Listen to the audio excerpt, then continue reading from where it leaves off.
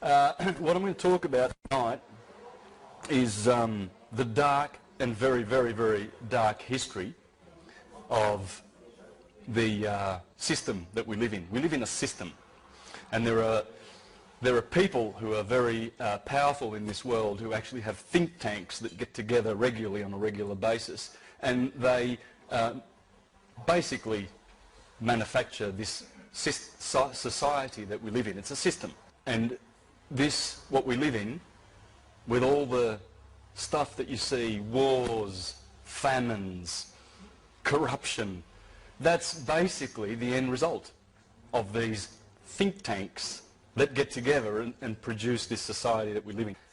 All right, so we look around us and we know that there's something wrong. Because your neighbour next door is a nice person, your family are nice, people you work with are nice. People want to have a nice society where we can live in peace and just live and be free of wars. So you think, well, where's it coming from? Where is this a constant tribulation that we have to go through? Now think 500 years back. If you think we haven't got it so bad, well, these days, 500 years ago, the Catholic Church, this is a depiction of some of the chambers of torture in the Inquisition. Now, you guys could easily be classed heretics and you could have been led to the Inquisition. So, you just think back to those days, the Inquisition and the Crusades and all the Dark Ages, and how much our brothers suffered, mankind suffered. And we see now that we know things are really gone pear-shaped. What's the origin of it? Well, I'm going to expose it. Expose it with a little bit of history. The Catholic Church, the Roman cult, has been very, very, very busy in the last couple of thousand years. Starting with the Julian dynasty, then the Flavian dynasty, then the Antons, the Antonys. We had the empire. Rome was a republic, became an empire. Just like that, overnight. They killed Julius Caesar, bang, Augustus.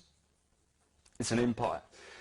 This empire is our enemy, as you will see, because it has morphed as it's gone through the ages with the backing of the Roman cult and a very, very dark priesthood, who through their sorcery and evil and their papal bulls, they seal those papal bulls, they put a spell on them, they put them in their vaults, and what is written on those papal bulls goes.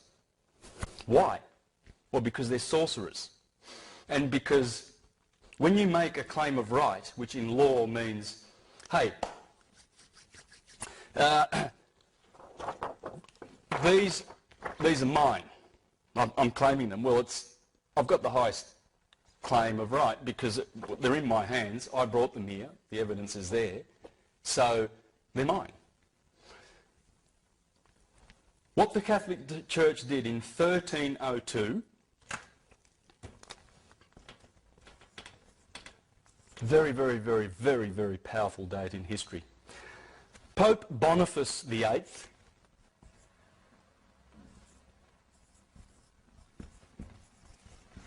very similar to my name, by the way. My name's Bonacci, and that is, bon means good. Now get this, right? Face means to do in Latin. Do-gooder. This guy was a contemporary of Dante Alighieri. Dante Alighieri, who wrote Paradise, someone help me, the Divine Comedy. He condemned this guy to the bottommost parts of hell for how wicked Pope Boniface is, and you're going to see. This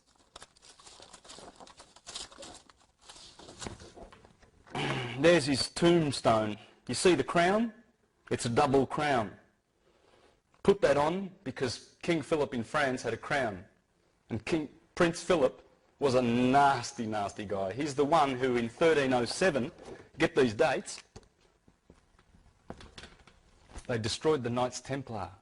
They had to, because they were rivals. And they were doing things the right way, the original Knights Templar.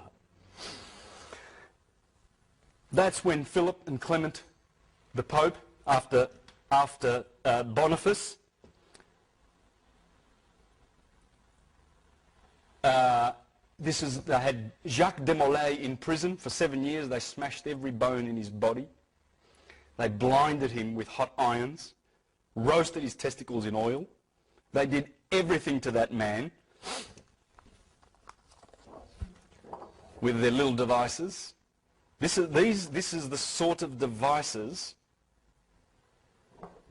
that the Roman cult has used for a long, long time, and they're still using them in a spiritual sense in the courts. And I'm going to show you this. The courts are run by these people. Everything that happens in court is ecclesiastical.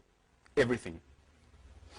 I know a few of you know this, so it's not a surprise, but some of you may not. But what I'm teaching tonight, I only got an inkling of three years ago. But the stuff from these websites, you might want to put these down. These are all linked to my website, universaltruthschool.com. So if you've got a pen, you might want to write this down. I'm leaving this up for a bit. But most of the information that I'm telling you, you can source here. And it's Franco Collins in Sydney runs these. And he's going to, he's basically the information comes from here, so you can source that here. Now back to Boniface, our little friend. So he put that second crown on his head to do one up on Prince Philip. So they got together, the Vatican and Prince Philip, and they destroyed the Knights Templar. But here, what happened in this year was this guy, Pope Boniface VIII, in 1302 created the first express trust in history. What's a trust? Well, the Crusaders were going off to Jerusalem, leaving their homes, their palaces and their riches behind. So they developed an idea. They would say to their most trusted friend, I want to hand over my estate to you in trust, and I'm off to Jerusalem. I'm fighting for Christ. That's what the Crusades are all about, isn't it? That's another story. Anyway, so when I come back, you're my best friend. You're the best person to give my property to in trust. So he becomes the trustee, the owner of the property. What would happen was some of these knights would come back, and the guy their best friend that they left these treasures with, got used to the treasures and decided that they would keep them. And guess what? The courts would not support the knights, because the trustee had the right to keep the property. That's how the trust started. It worked. They worked for most people, but for some of them, they didn't get their property back. What happened was this guy and the Catholic Church, always desiring to control with their inquisitions, decided that they would create the first express trust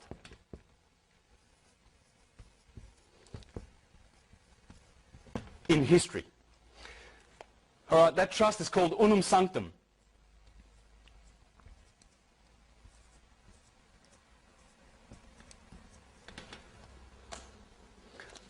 What does the papal bull say that they created to stick in their vault and put their spell on that has cursed us so much, this Unum Sanctum? It says that all the world and all the souls in it are ours. Remember the right of claim? This is mine. Well, a claim of right. They made a claim of right. They rocked up, sitting on top of the world, look around, seeing all these people sleeping, got all these gold in their vaults and all this power, and they said, we own the world. And so they do, because no one has challenged that. No one has challenged unum sanctum, this papal bull. It's in the vaults. And it's a curse on mankind, and I'll show you how. This was the first express trust in history. So they have claimed the whole world and all the souls therein. And you will see, by virtue of your birth certificate, that that is the title of your soul that they own in their registries. They have registered you. And that is the title to your soul. So what you're going to learn in the second half of this presentation with Serena is how to collapse those trusts, because it's the only way to get out of the system and claim your dominion as children of God, of the universe, and not as their slaves, as people lost at sea, incompetent, because that's how they consider you when you walk into court, an incompetent, dead, with no soul, because they own it. And those black judges who are priests of Baal, they are ecclesiastical. And I'll show you that after we go through a little bit more history. This is painful history, because if any one of you have done their history and read a lot, you know, like through the Dark Ages, you'll know how much humanity suffered. Do you remember the Huguenots in France, the Lollards in Scotland, the Collegiants, the Socinians, the Anabaptists, the Waldenses? They started around this time and everything. These guys started the Inquisition at that time because people were waking up back then. But they killed that. Then 300 years later, 200 years later, the Renaissance, that came back through the Hermetic wisdom that they were drawing from Egypt via Hermes, the Hermetica, which created all the geniuses that have ever existed, because every genius has read the Hermetica, because that's where the Bible draws all of its inspiration from. Michelangelo, they were weaned on the Hermetica. What happened? Well, we're going to go through a bit of history to show how they came down on that awakening too. That Renaissance was squashed. This one ain't going to get squashed. This one, people are waking up. We shouldn't be angry about the evil that they represent. It's the fact that they are insane. They're insane. The elite families who control the Vatican and who are behind this corporation, and it's the corporation of the Apostle Peter, because Constantine, we can go earlier than this, we can go to 325, Constantine the Great. Supposedly, hundreds of years later, they found Constantine's donation. And that donation was written to his Pope Sylvester, to his, Constantine was of course the emperor, the Pope was Sylvester, and apparently Constantine says to Sylvester in this document, St. Peter is the apostle of Jesus, that Jesus gave the kingdom of this earth to, therefore we're going to claim taxes based on that, on the donation of Constantine. We're paying taxes because of that fictional document, guys. All taxes to Rome. And the elite families, the insane Khazarian and Venetian black nobility families, just like the Saxe-Coburg-Gothas, that the Windsor family, false name. These are the black nobility family. Bankers, bullion brokers. There's a book called Babylon's Bankers. There's a chapter in there called Monotheism, Military, Money, and Monotheism. Military, money, monarchies. He has exposed that this gathering, this cabal, they can't work separate from each other. A lot of people, when they see this pyramid of control, and they put the Queen on the top, and the Zionists and the Freemasons, don't understand that the Vatican and the Jesuits and the Superior General of the Jesuits actually sit on top, behind the scenes, but they work together. Then they have, that's the crown and the...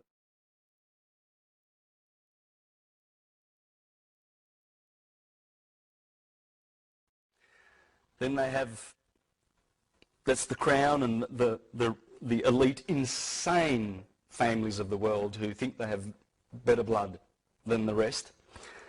And they have their think tanks. Then they have their financial control system, world resource control, world population control, and there's a little sheep down the bottom called debt slaves. We're all indebted. And we all bleed financially because they're taxing your wage. You go to work and you get taxed. Half of it goes to the government. We'll get into that a bit later. Okay, in 1455 we have a testamentary trust created. The first testamentary trust in history. That was Nicholas V, Pope Nicholas V, 1455. This was, bear in mind at the time, it's only like 20 or 30 years before Christopher Columbus sailed off to discover the Americas, right?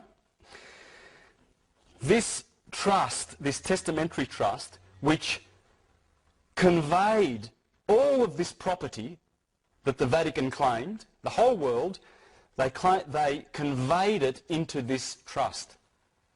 It's a trust that claims all your real estate. You know those titles you have? You don't own it. You own nothing. You do not own a thing. Well, you can't anyway. They're molecules. They belong to the universe, for a start. But the Vatican knows this. They know you can't own things. You can have right of use. That's all that that title means. You will never own it. Never in this system. In this system, I mean, which is about to end. This one is called Romanus Pontifex.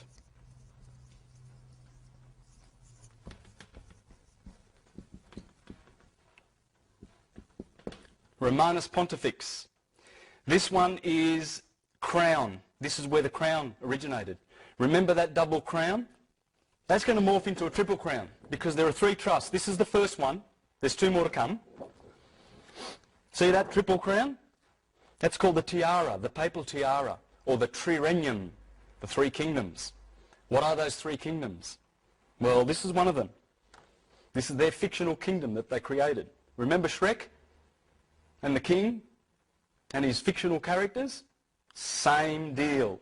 Exactly the same deal. There it is in modern times. This pope wore it. The last three popes refused to wear it. And there's Pope Boniface. That's him. That's Udante, confined to the bottommost pits of hell. And he and his successor pope did what they did to the Knights Templar. Very important, because they stole the Knights Templar technology and corrupted it like they do with everything for power and control.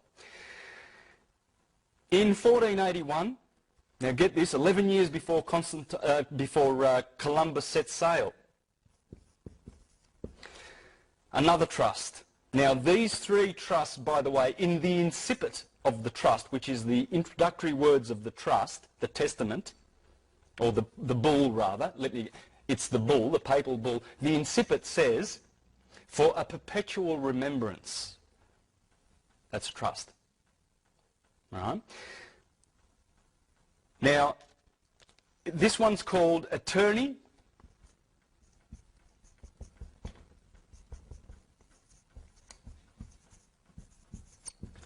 Attorney A-E, that's an A, excuse my writing. Attorney Regis, the Eternal Crown. This is Pope Sixtus, the fourth. Pope Sixtus the Fourth. And this is the second testamentary deed, trust, deed and will, the second crown of the people, which makes people slaves. This is the Commonwealth. The crown, the Commonwealth was born here. You think these are all English things, don't you? No. The Queen serves the Pope. The Vatican is the most powerful entity on this planet, accepting these people, the Knights Templar, or the Temple Bar rather, I forget the year, were granted this is in the City of London, the square mile. This land has no title. That is the only land in the Western Hemisphere, or you could say the world, because as you'll see, this system has spread its tentacles all around the planet, but mostly in the court systems, in the Western court systems, which I'm going to show you. So we're going to go to that now in a minute once I get off the history. So when you go to court, you will see it. You'll see it, who they are, those judges and magistrates, who exactly they serve. It's not you. And there's no justice. There is no justice. That's why you wonder when you hear these outrageous things that happen in court. Innocent people who were speeding or something, who had some marijuana and they're in prison. My God, there's some suffering in our prisons. In 1531, convocation.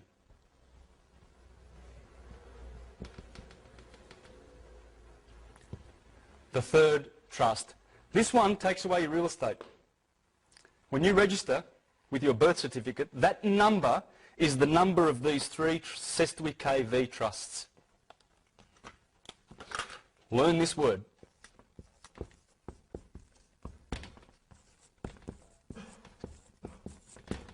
That's the name of your enslavement.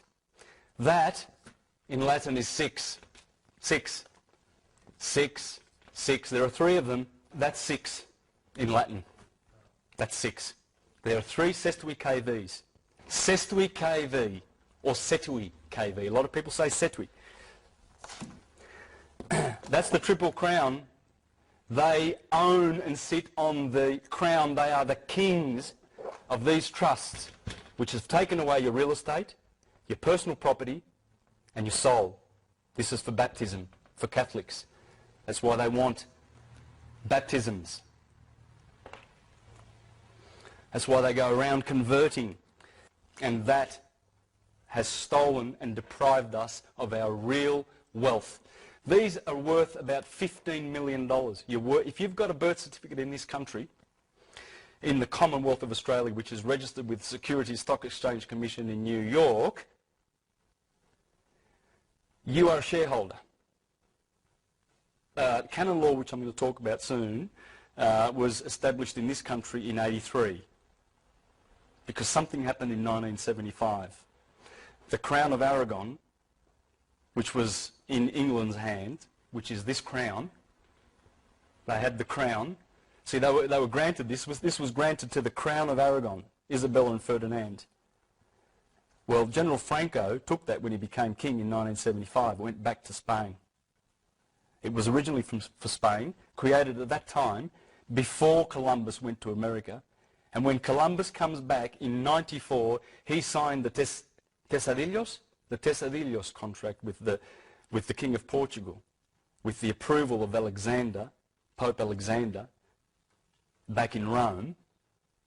So they have the title for all the Americas. And they're just Sestui KV accounts. That's all they are, trusts. Everything is a Sestui KV. Everything goes back to these trusts. Now, what I'm going to show you is when you go to court, it's trust law. They're administering these priests of Baal, of Saturn, who is Satan, and remember, as Virgil said in the Aeneid, we the Latins, everyone knows, are Saturn's people. Latin, L is replaced, you just take the S away from Saturn and you put L there. Same word. Latin is Saturn. It's the same word. L is L, that's another name for Saturn. That's why you can say Latin. But the Latin Church, that's why they speak Latin. This is all Latin.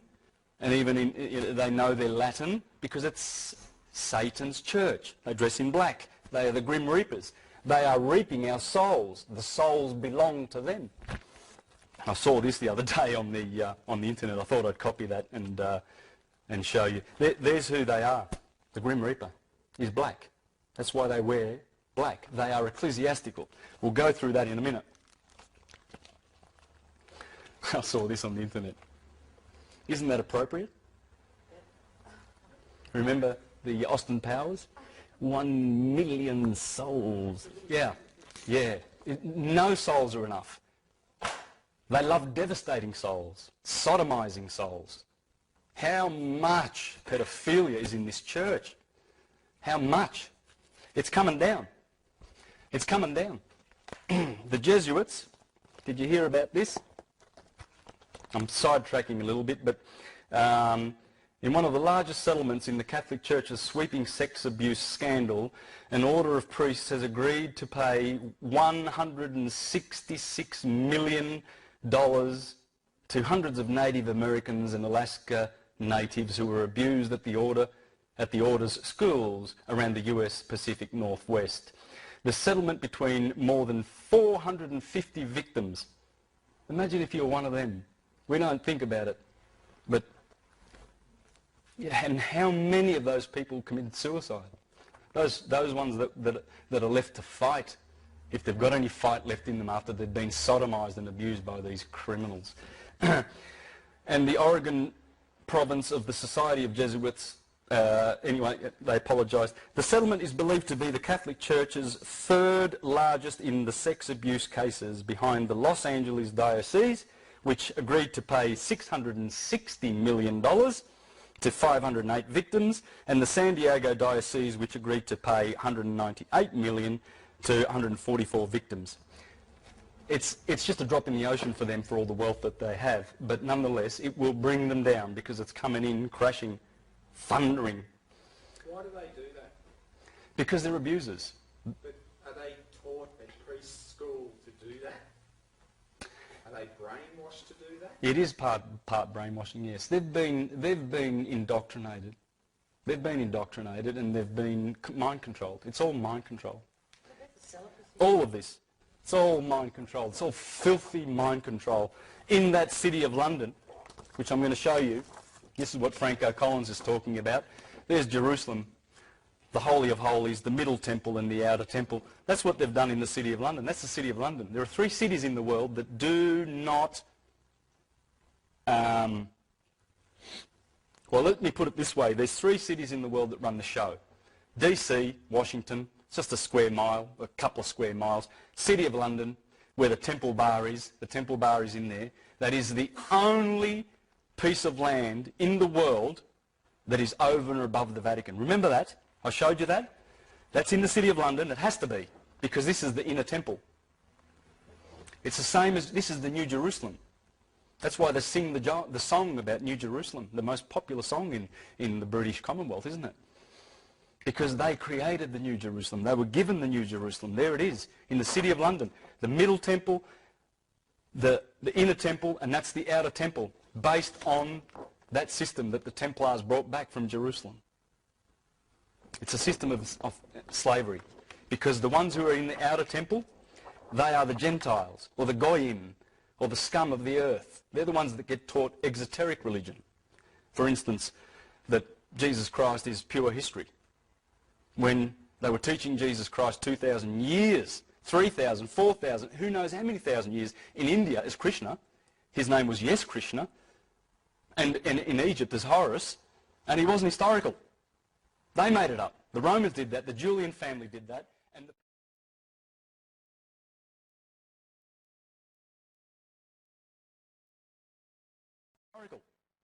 They made it up. The Romans did that. The Julian family did that. And the Piso family. This is a guy, Roman Piso, elite. This is one of the elites of the world. This is one of the richest of these families. They invented the whole historical thing. And put it into the Bible so that it would appear to be history, so that they could keep people in the outer temple and then enslave them. This is the New Jerusalem, guys, that has enslaved us. And that's why the judges refuse to have any kind of conscience and any kind of love and any kind of justice in their courts. They know they've got no right to send little boys into the prison. Why do they send them to prison? Because they're getting commissions. They get $160,000 because they create what's called a constructive trust. When you go to court, they make a constructive trust. And you're going in as the beneficiary of the trust, of the Sestui KV trust. that has stolen all of your wealth, all of it. You have nothing until we collapse the trust, and that's what Serena's going to be doing in the second half. She's going to teach how to collapse these trusts. This is the 666, the mark of the beast, the mark of the fool. Because if you're foolish enough as a parent to say, oh, there's my little boy, he's born, and the government says you've got to register him, and, oh, well, we'll inform, the hospitals get $2,000 fee, spot fee, for registering you. That's why the nurses there are you going to register him? Yes, register. What does register mean? Well, I know what that means. That means king. You're giving over to the king. All capitals is a fiction. It's a corporation. And it's connected to this. This is why a lot of people go to court and don't understand why they lose. They don't understand what's going on, the jargon. Well, you're going to get that. You're going to get that now. First, I want to show you a couple of pictures. That is 1968. That's the Pope. That's Pope Pius IX. That's an army. This is a picture that the Vatican would not like you to see. Comes out of Tony Bushby's book. He's another Australian who's written a lot about the Vatican, the papal billions. That is 1571, I believe. I don't have the information for that. I forget who was the famous painter. I think that's the Bay of Naples. There's 200 warships there. Do you know who owns those warships? They're on their way to fight against Turkey in 1571, an inquisition, a crusade. That's the Pope's. Look at those ships. That's only a part of the Navy. That has morphed into the US Navy, the Pentagon. They're still doing it. The Inquisition's on, man. It's George Bush and his buddies. They're going for the Pope. That's a sheriff. That's a New South Wales sheriff. That cross is their ecclesiastical duties. They are officers of the Inquisition. This is an officer of the Inquisition, people. He's telling you. Same cross that these Christians, Christopher Columbus, when he landed on the Caribbeans, they wrote letters back to Spain saying there were 3 million people on this island, there's only 200 left. Because Columbus has gone mad, killing people. He was murdering people left, right and centre. They were having an orgy of killing people that didn't repent and choose Christ. An orgy. And the Inquisition went to the American shores. That's Pope Julius being stoned. This is a famous painting, by the way, being stoned by Matthew, Mark, Luke and John for how evil he was. Pope Julius. Good old Michelangelo gave us a nice little picture of Pope Julius sitting on the toilet seat for how much he loved him. There's a good reason why I'm showing you all these pictures. That's what Michelangelo, that's one of his sketches, Pope Julius, for how evil he was.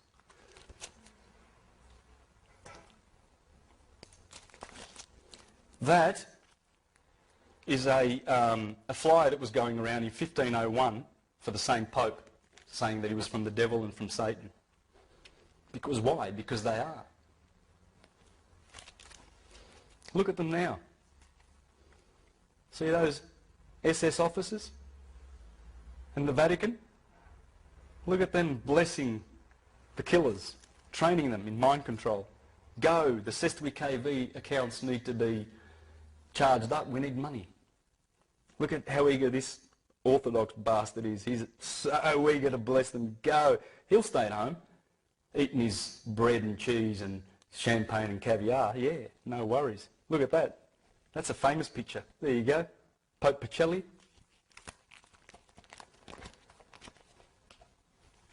There's a reason why I want to show you that. I want to share that with you guys. Now, let's get into this. What I'm going to do now is show you how the courts work.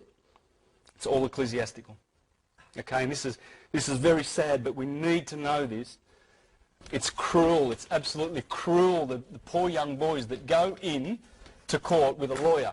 The lawyer's working for the Sestui KV accounts. The prosecution is, the clerk is, and the judge is. And you bring a lawyer with you to prove that you're a ward of the state, that you're lost at sea.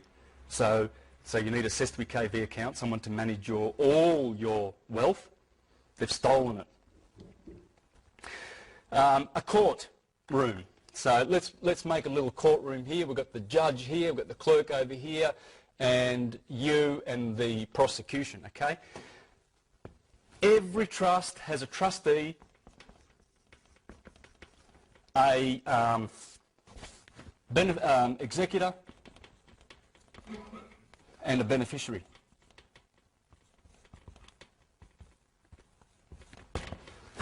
Okay? That's the owner. This guy executes, sign, and this guy's the beneficiary. That's you. You're the beneficiary of the Cestui Que Vie trust. Right? Now, why they bring you into court is because they want to create a constructive trust with the presumption, with the knowing that you're already a slave of the system by virtue of your name. That's why the judge, the first thing he says is, what is your name? For the record, can we have your name? He wants that name. The moment you give him that name and agree to be that name, you bring life to the Cestui Que Vie trust, and he's got you, because he wants to change roles with you. The clerk here is the trustee, not the judge. This guy's the administrator of the trust. He's just the administrator, the judge. You are the beneficiary. This guy, the prosecution, I should have put the prosecution inside the circle, is executor. I think I've confused that, but it doesn't matter. He's the executor. He's got all the liability. He's the one that created got the writ created to get you into court, the summons. Because what they want you to do is appear in court, accept that you are the name. Oh, we've found the beneficiary, right? And then he's going to swap roles with you and be the beneficiary and get you to execute your own sentence. Now, if you think I'm stretching that a little bit, basically everything that goes on in court is the sacrament of penance. What's the sacrament of penance? We've forgotten.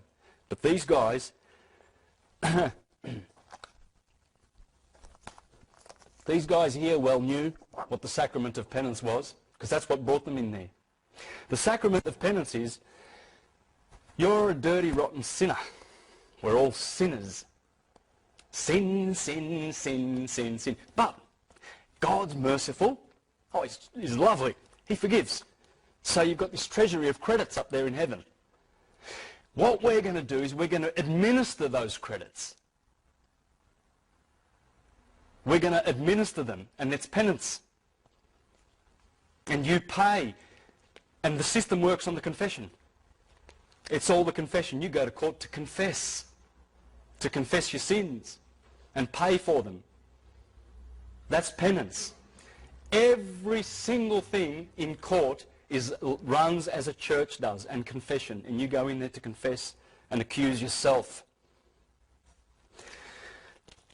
Penance is a sacrament. In the new law instituted by Christ, in which forgiveness, this comes from the Catholic Church. Have a listen to this. This is from I've just ripped this off the Catholic Wiki Encyclopedia on the net last night.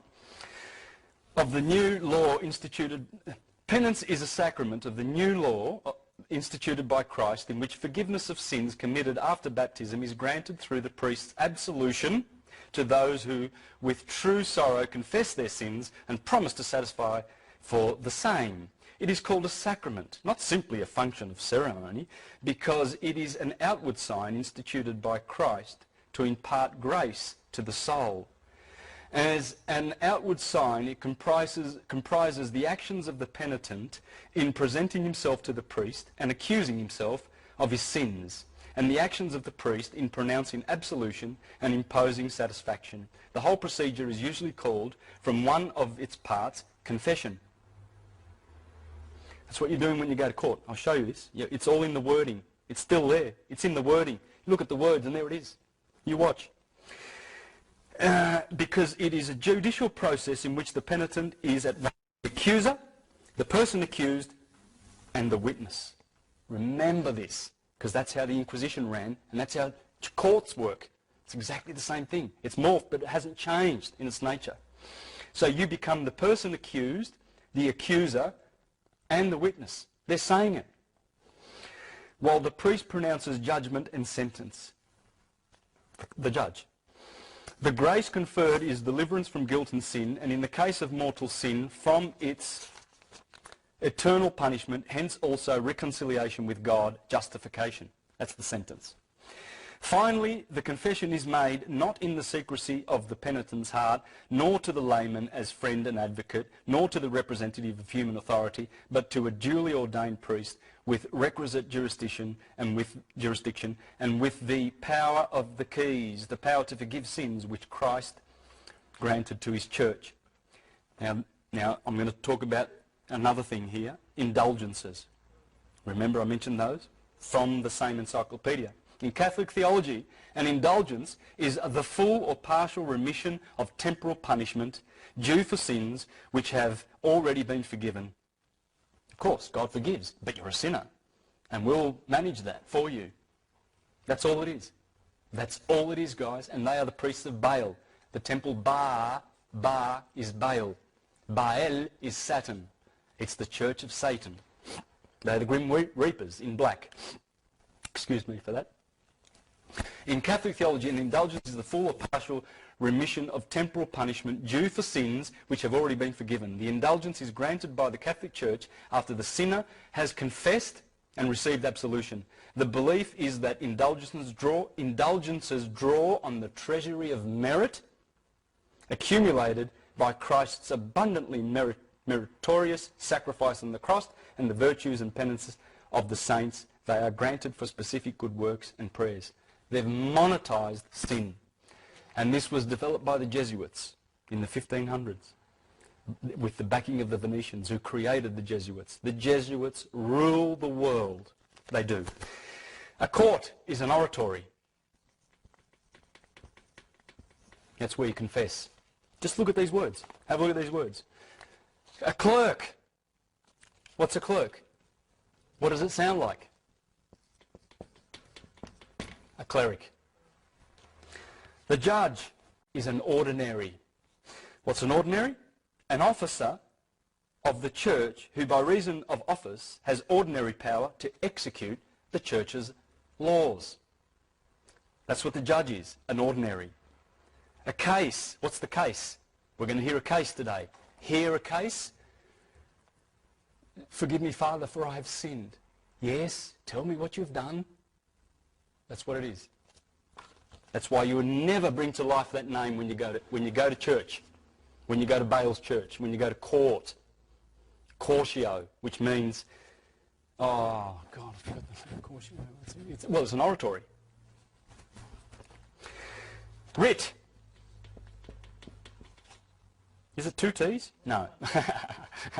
Got it wrong here.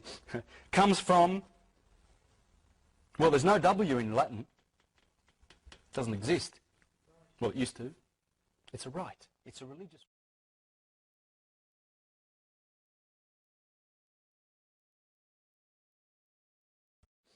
Comes from, well, there's no W in Latin.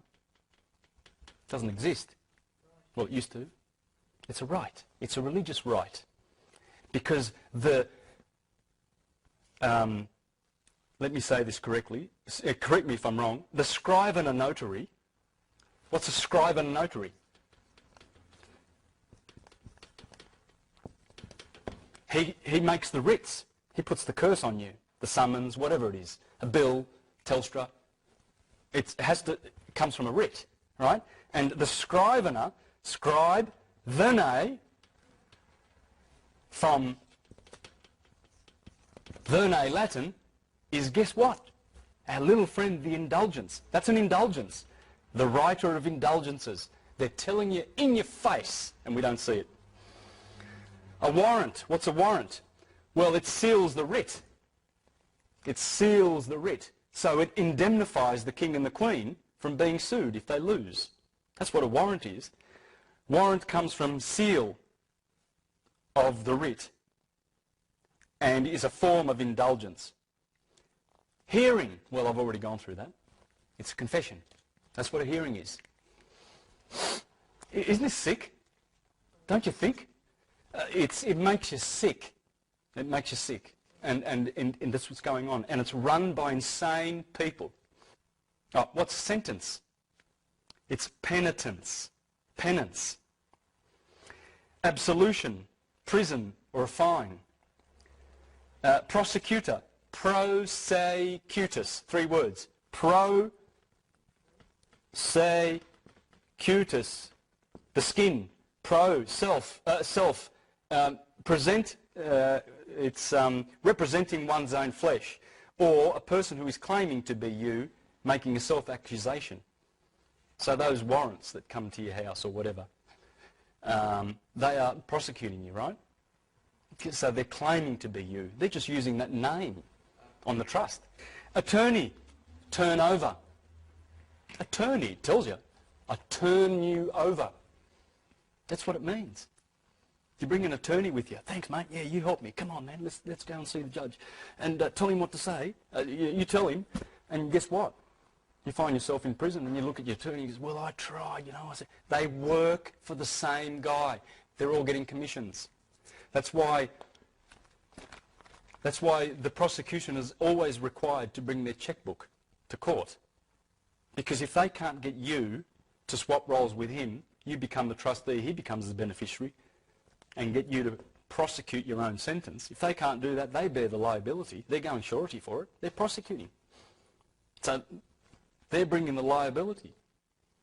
They're charging your trust account.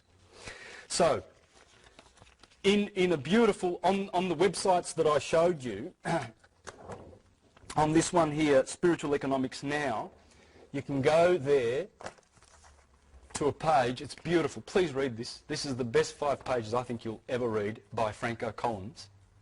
Right? All those websites are linked to my website, the Top One Universal Truth School, or you can go straight to them. But if you go here, you'll find the links. You can get to all of those. And in here is the information that Serena's going to share with you next about how to collapse these trusts and how to create ecclesiastical deed polls and to create a new birth certificate. That's called a live born record. Right? And I'll have a new trust number. And I have a universal, not a Roman date for my birthday. Anyway, Serena will be making that a little bit clearer. What do you say in court? Court, who's who and what to say. This is what Franco Collins suggests. And I'm going to finish up with that and tidy up. Serena will do her bit after we have a break, and then we can do some question and answers after that. All right? And believe me, Serena's got some beautiful things to share with you because she is really, really leading in Victoria and spearheading this technology. So, but the most important thing, guys, is to get on here. There are audio files. You can listen to, there's about 16 audio files on talkshoe.com, is it? Or .org? It's .com. You'll find it, there's a link to it here in these. There are links to it. But you can download Franco Collins' audio files and learn all this. I've just been learning this in the last 3 months. This is what to say. We all know from our indoctrination, programming and schooling that judges are impartial and have sworn an oath to this effect. This means he must not favour either plaintiff or defendant, but our experience reveals that he does indeed favour the plaintiff, indicating a glaring conflict of interest. That the prosecutor, judge and clerk all work for the state, the owner of the Sestwi KV Trust. So, as the case is not about justice, it is about administration of a trust. They all represent the trust owned by the state, and if we are beneficiary, the only 2 positions left are trustee and executor. There's only 3 positions connected to these trusts. And the state, the Vatican, owns them. So if you detect the judge's impartiality, although I doubt the case will get this far, you might want to let him know that you know this. If you consider court as entertainment, and if you can stand the evil emanating from its officers, the fear, the angst oozing from the walls, and the treacherous atmosphere, then go, knowing that under trust law we cannot be trustee or executor of a trust, while being beneficiary, as that would be a conflict. The position of beneficiary may lack clout, but the other positions hold liability. Remember? He brings the writ, he brings the case to court, the hearing, come and confess, you've been accused, talk to the judge, tell him what you talk to the priest of bail, he's dressed in black there all for you, monetising sin, pay, because what they do is they dip in to our Cestui KV accounts because they've got our numbers. There's 3 numbers: birth certificate number, tax file number, and social security number. They are the 3 major numbers. There are other numbers. They're the numbers that follow you around all your life for 75 years. That's why they demand that you retire before 75, because these birth certificates, they only run 75 years. Because it's all about banking. This is also about banking, guys. Libya is one of only 4 or 5 nations on earth that still own their dollar. Thank you very much. Say no more. The Rothschilds, they want their banks, they want these Cestui KVs going, 666, the mark of the beast. They want it all around the world, and they think they're going to bring in a new world order. This is the new world order. Because as it morphs, remember Constantine and the Julian evil? How did Julius Caesar get to power? He ran fire departments in Rome, and if you didn't pay, you found that your neighbourhood would get burnt to the ground. That's how he got into power. It's mafia. It's all mafia. It's all, look, there you go. Beautiful couple, aren't they? That is the king of pedophiles. That is the queen of pirates. They've been running the Hudson Bay Company and the East India Company, selling drugs to the Chinese. They're pirates. They ran the pirates. She's the queen of pirates. They hire mercenaries. They hire inquisitional soldiers. These guys are dupes. These guys think they're doing their job and they're doing something good. They've got the afterlife to deal with after they've been persecuting people. That's the private guilds that run this from the Temple Bar. They are above the Vatican. Only these people, because that land was granted to them in absolute. They are the only ones in history who have that land. Therefore, they can do this. And since 1815, since the Rothschilds bankrupted the Bank of England and took over those private guilds, we've been under that family, Khazarian family. That's what they are. I'd just like to ask a question. I wonder if they've been introduced to these people yet. I wonder if they know that they live on the same planet. And the guy who shot this film, by the way, he went home, he was from New York. He shot this and committed suicide. That's the story about it. That's a famous picture. Because he went there and he saw that and he saw this bird is going to eat that little kid. Now why are these people suffering and starving? Because this system has stolen the wealth of the whole world. And we have to wake up. A few more things about what to say in court. This will be a surprise if you have to go to court.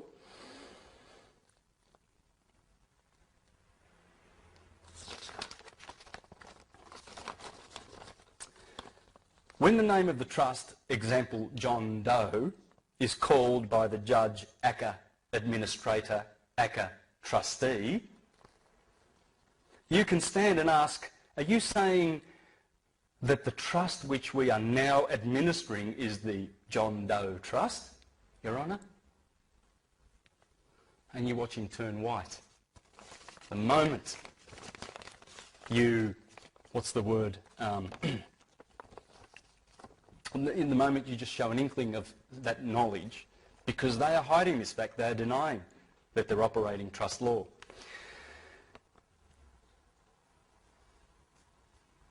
We can stand up, okay, this establishes that we know that the name is a trust, not a live man. What's the judge's first question? What is your name?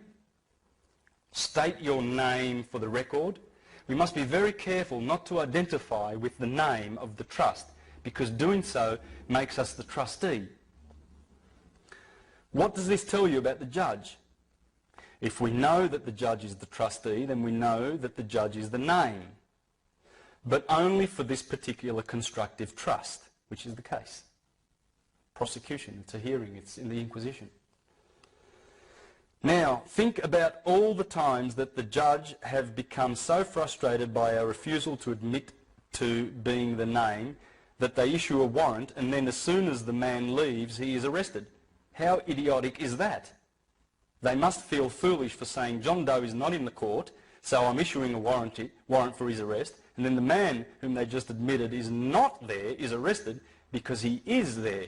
That's how it works, this personal fiction. It's disgusting. Their desperation makes them insane. They must get us to admit to being the name or they pay. Remember, he's got to bring his checkbook along, man, because he has to pay if he fails to shift the liability over to us, and we prosecute and we sign. We execute our own sentence.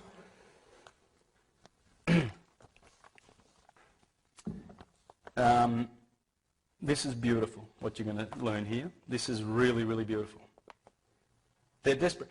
They must get us to admit to being the name or they pay, and we must not accept their coercion or we pay. Because the judge is the trustee, a precarious position, the best thing to say in that case is John Doe is indeed in the court, Your Honour. Point to the judge, it is you as trustee. You are John Doe today, aren't you? Why not? Why not? We have dominion. We are men and women. We're not persons. We're not. We can't keep going with the fiction. Why? Why would you? It's insane. During their frustration over not admitting to being a trust name, the trustee and or executor of the trust, we ought to ask who they are. Before we go any further, I need to know who you are. Address the clerk of the court. The trustee for the Sestui KV Trust owned by the state province. Are you the Sestui KV trustee who has appointed this judge as a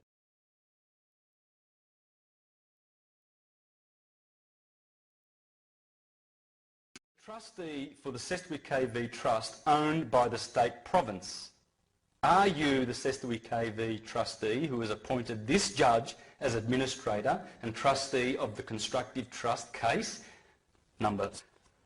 Did you also appoint the prosecutor as executor? Did you also appoint the prosecutor as executor of this constructive trust? Then point to the judge. So you are the trustee, then point to the prosecutor. You are the executor, are you not? And I'm the beneficiary. So now we know who's who, and as beneficiary I authorise you to handle the accounting and dissolve this constructive trust. We have the power to do that. Dissolve this hearing. I don't want to accuse. I'm not into sin. I'm divine. I'm from heaven. One heaven. I'm a spirit. I'm not the dead. This is what they consider us. This is how they do it. Lost at sea, abandoned, filial, minor or incompetent, ward of the state, etc. Because that's why they made the trusts. They made them for a ward of the state. There's someone who's incompetent, you know, like if someone's, say like a very severely mentally handicapped person and his parents die and his uncle steps in and says, "Oi, I'll look after him, I'll look after him, everything's in trust," and because he loves him and he takes care of him. The word deed comes from the word deed. Yes. Yeah, I went through some words, didn't I? That was just a bunch of words, guys. It's all there. Look, you'll see it. It's the Inquisition. I'll just finish up this. I now claim my body, so I am collapsing the Sestui KV Trust, which you have charged, as there is no value in it. You have committed fraud against all laws. Likely we will not get to hear that before the judge will order case dismissed. Or even more likely, the PE, as he clings tightly to his checkbook, will call, we withdraw the charges. You watch it and see it happen, guys. Does that really work? Yes. Oh, yes. There's hundreds and thousands of people doing this and doing it. There's a video clip on remember this, loveforlife.com. Do you know that one? Go to it. Have a look at this guy, and in 5 minutes, the judge has walked out the door. Why does the judge walk out and have a recess? Do you know why? I'll just finish off with this really quickly. 3 forms of law in the court. When you go to court and the magistrates, you get UCC. First up, commercial law. They can only fine you here. You can only get a fine. When the judge has a recess, he's not telling you what he's doing. He's changing the form of law. And you can go to prison in canon law. That's the Vatican. That's canon law. It's not common law. It's admiralty law. Admiralty law. This is the second form of law. This is the first one. The third is Talmudic.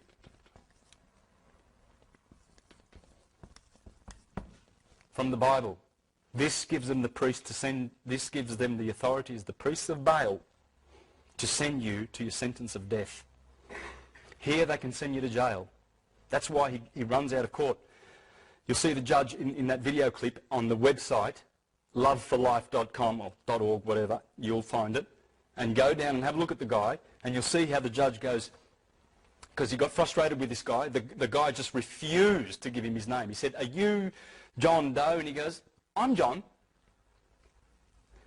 I'll repeat, are you John Doe? He says, I'm John.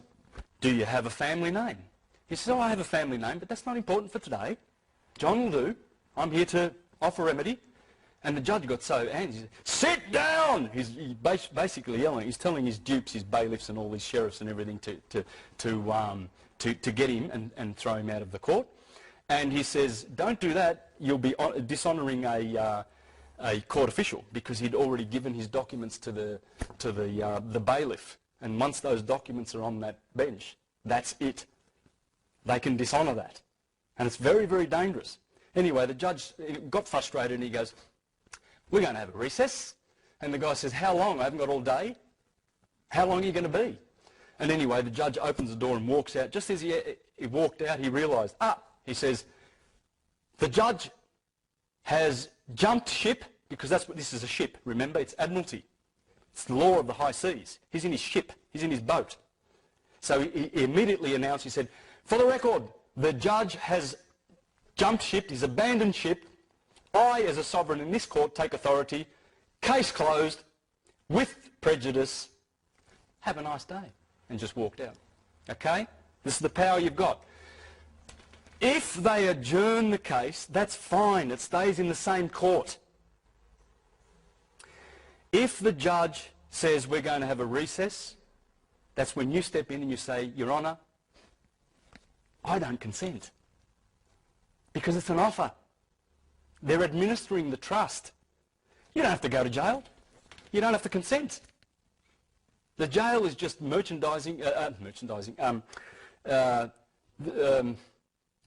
warehouse where they put the goods, where they store the goods. That's all it is. You're just the goods, because you are their goods.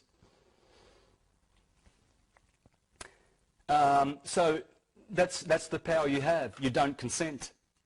And you can always relay to the judge that if you want to have an appeal, if you say to the judge, I seek an appeal for I seek leave for an interlocutory appeal on a matter of law, remember that sentence, I seek leave for an interlocutory appeal on a matter of law, if you say that, then the judge is going to be very, very reluctant to let you go to appeal, because then he misses out on his commission. It's all about commissions. They're getting paid and they're addicted to the payments that come from it. The thing is about honour. You can call the judge Your Honour, you know, because if you have more honour than the prosecution, who are liars, and if you go in there honourably in every way, treat the judge with respect, and you will win.